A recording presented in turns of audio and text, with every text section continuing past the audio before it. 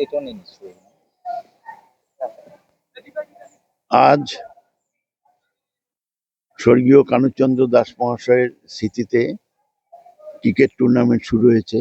অন্যান্য বছরের মতো এটা দ্বিতীয় বছর, গত বছর হয়েছিল।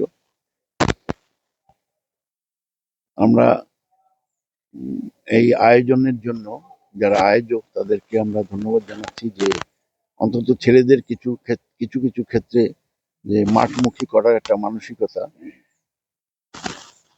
আজ দেখা যাচ্ছে যে খেলার মাঠে ছেলেদের উপস্থিতি কম। স্কুলগুলিতেও ছাত্রদের মধ্যে মোবাইল প্রবণতা বেশি। খেলার মাঠে ছাত্রদের, খেলোয়াড়দের, দর্শকদের মাঠমুখী না হয়ে ওই মোবাইলের প্রতি মনোযোগ দিচ্ছে।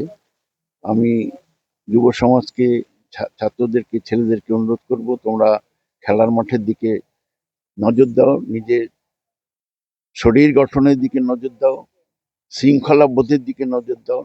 সমাজ উন্নত হবে, তোমার পাড়া, নিজের গ্রাম উন্নত হবে, তোমার প্রতিবেশীরা আনন্দিত হবে।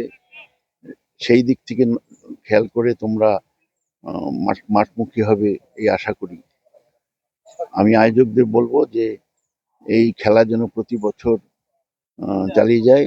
তার জন্য যে ধরনের সহযোগিতা দরকার আমরা করব, আমরা থাকবো, এই আশা রাখি। ধন্যবাদ।